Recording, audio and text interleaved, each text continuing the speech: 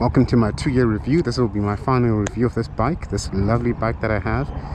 It's a BigBoy 200cc, SuperLight 200cc.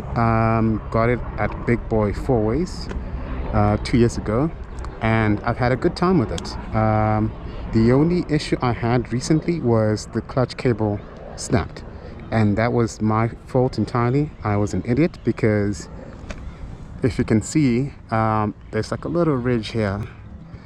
And if you tighten it, which I did, I tightened it too much, this becomes too taut, and it'll actually start scraping onto this. And I didn't realize that at the time, and kept going, and thankfully it snapped whilst I was close to home. If it had done that whilst I was far away from home, I would have been in a tough spot. But yes, if you want to tighten your clutch, please don't go too far, just a little bit, because that can have real big problems. The clutch cable goes all the way through here, all the way down to there, and that's how you actually are able to change the gears. So with that out of the way, let's go to the main stuff. So you'll see my bike has a lot of tape on it. That's reflective tape because, well, some drivers are crazy. So I just want to be visible all the time. I will caveat this review by saying that this is not my only mode of transport. So you will see I have only 4,230 kilometers. That's because I only ride this mostly on weekends, just like within the area near home, some places, but I never go too far with it. So it's pretty low. For 2 years I've only done 4,000 kilometers. There's the fuel tank. It's half empty, half full, whichever way you want to look at it. It's in gear 2 currently and can rev up to 12, but I usually get to 6 before I change gears. I actually found out that this little button here changes it from the full odometer to the trip, so you can like measure your own trips and whatever, and you can clear it by pressing and holding in, and it just clears the trip, each trip you do. So that's the interface. Pretty basic. It does light up in the dark. It's got a pretty good bright white color to it, so you will definitely see it. This is your high beam, low beam, your choke.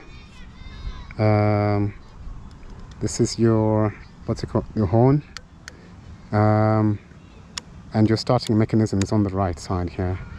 Alright, so into the review. 2 years with the bike, I have not really had issues with it, and I really like it. Considering that this bike is, what can I say, it costs less than an iPhone, iPhone 13, or even an iPhone 11. I think it's good bang for buck, because you pretty much can go quite a lot with it, and just like last time, I can fill it up pretty much with about 100 Rand. Fuel is just gone a bit expensive these days, so I'll say 120 Rand. 120 Rand is the amount I'll need to fill it up. This is how you open the fuel hatch, and it goes in. Cool. You even have a reserve tank that you can play around with if you're low on fuel. And yeah, I recently also took it for service, for the 2-year service and stuff, and they did everything well at BigBoy 4Ways. I also discovered that there's also BigBoy in Randburg by Malibongwe, and they were the ones that helped me with the clutch cable, because the BigBoy 4Ways couldn't get a spare cable. They had no parts at the time, so you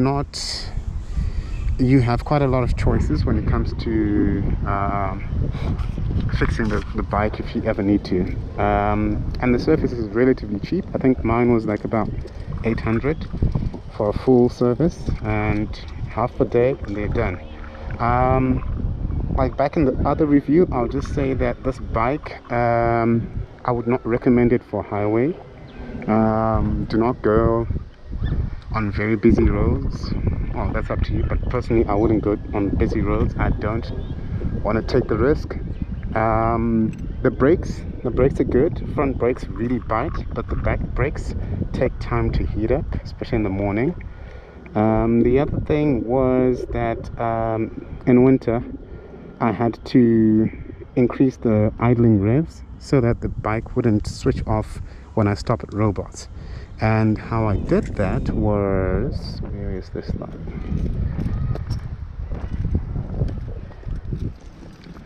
There's a screw here. This screw here, if you twist it inwards inside, it increases the idle rate of the bike. So this one right here, I don't know if you can see, but right there, that's the one I changed, and well, I tightened a bit, and it increased the idling rate during winter, and that sort of alleviated the problem.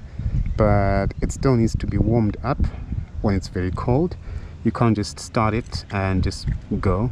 I guess that's the price you pay, but I think that's a small thing to deal with compared to how much I paid for the bike. Like I said, in 2020 I bought this bike for 17,000 rands, and it's probably more now, maybe 22, but still, it's, like I said, an iPhone.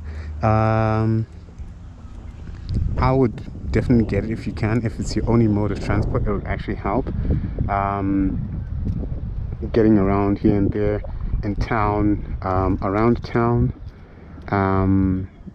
and like I said, the highway, I don't think you should be trying it, because once you get to 100, you can tell that you're now pushing it, and I wouldn't want to push it myself and try it. Rain, I've not been in the rain with this bike that much, once or twice, but as long as your tires are okay, you should be fine. Your tires and your brakes, you don't want to be out in the rain with not enough thread on your tires. There's enough padding on the seating, and that definitely helps. Weight wise, I would say 2 people, not more than 80 kgs each max. Other than that, if you start getting like a maximum weight of 200 between the two of you, then yeah, you're gonna struggle on this bike. But I would say it is fine. It is good to move around with people on it, or the person on it, but I've never really done it. I think that's just about it for now. I enjoy this bike. I've had many adventures with it, and it still delivers 2 years in. So yeah, sit back and enjoy the rest of the video, and thank you guys for subbing and for liking the video, and yeah, more videos to come. Thanks. Cheers.